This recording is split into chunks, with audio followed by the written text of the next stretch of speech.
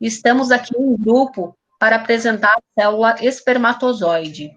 Os espermatozoides são células reprodutoras móveis e flageladas que garantem a reprodução sexuada dos animais e são formadas nos testículos por meio de um processo denominado espermatogênese e são liberados no momento da ejaculação.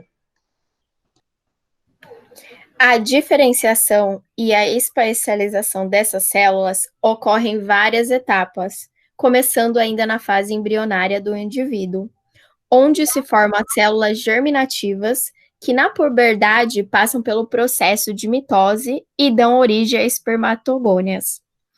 Essas, então, se dividem e dão origem aos espermatócitos primários, que entram no processo de meiose, originando células com metade do número de cromossomos da célula-mãe.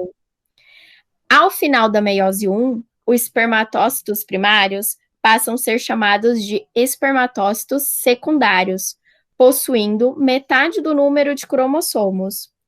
Essas células, então, entram em mitose 2 e vão dar origem às espermátides, que, após formadas, entram no processo de espermiogênese, onde irão sofrer mudanças e formarão os espermatozoides. Os espermatozoides são formados por 3 partes básicas. Os espermatozoides são divididos em cabeça, peça intermediária e cauda. Os critérios de normalidade utilizados são cabeça com formato oval e superfície regular, peça intermediária e cauda sem alterações, definido em 2010 pela Organização Mundial de Saúde. Cabeça. Neste local é encontrado o núcleo da célula. Sua proporção anterior é coberta pelo acromossoma, uma estrutura em formato de capuz rica em enzimas, que ajudam a penetração do ovócito no gameta feminino, no momento da fecundação. Colo. Região que une a cabeça à cauda do espermatozoide. Partes básicas de um espermatozoide. Cauda. Parte que garante sua movimentação. É formado por 3 proporções: peça intermediária, peça principal e peça terminal. Na intermediária são encontradas mitocôndrias, organelas, células responsáveis pela produção de energia necessária para a locomoção do espermatozoide. Os espermatozoides são, portanto, uma célula altamente especializada, capaz de movimentar-se e adentrar o gameta feminino, garantindo assim a fecundação desta célula e, consequentemente, a reprodução animal. Existem 2 tipos de espermatozoides: os portadores do cromossomo X, do sexo feminino, e os portadores do cromossomo Y, do sexo masculino. Sendo assim, se o óvulo for fecundado por um cromossomo X, o resultado será uma menina. E se for fecundado por um cromossomo Y, será um menino. Temos aqui a distribuição das organelas e as estruturas subcelulares. O acrossoma, membrana plasmática, núcleo, centriolo, mitocôndria, disco terminal, filamento axial, cabeça, peça intermediária, cauda e peças afinal.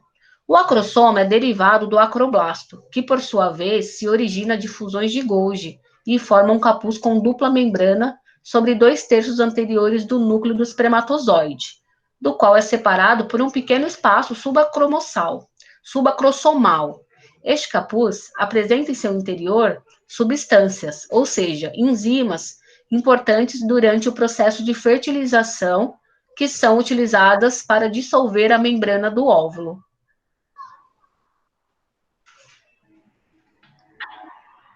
Pode passar. Temos as funções. A função do espermatozoide é auxiliar na reprodução. Além disso, ele carrega informações genéticas de origem paterna.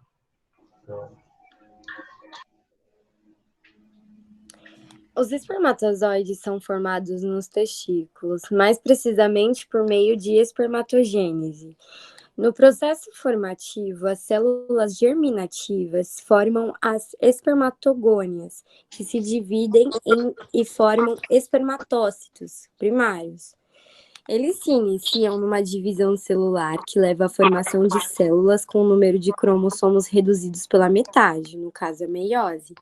Na segunda divisão da meiose, são formadas as células com metade do número de cromossomos. As espermatídeas iniciam um processo de espermiogênese, que leva à diferenciação das células e à formação de espermatozoide. Durante o processo, é formada uma estrutura rica em enzimas e o núcleo é condensado. A cauda é constituída e o citoplasma da célula é reduzido, que dá origem aos espermatozoides, com características típicas. Durante essa formação, os espermatozoides podem ocorrer em alguns morfologicamente anormais, que são com mais de uma cabeça, tamanho fora de medidas, a diferenciação de número de caudas. Isso acontece com 10% dos espermatozoides eliminados na ejaculação de um homem, que se apresenta como uma anormalidade. Bom, para as principais rotas metabólicas é necessário a energia em forma de ATP. E ela é justamente necessária para a locomoção do espermatozoide, para ele conseguir alcançar o fim e penetrar o gameta feminino.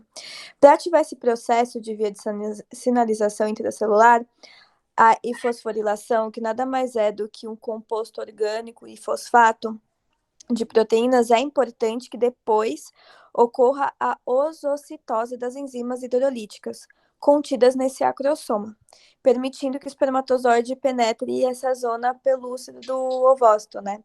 O trajeto final do sêmen também ele é feito ao longo da uretra.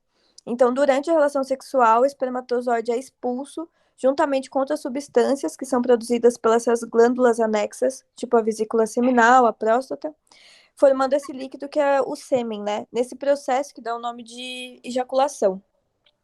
Aí, dos milhões de espermatozoides que são lançados, muitos conseguem subir até o útero, que aí vai na trompa, e, por fim, encontra o óvulo.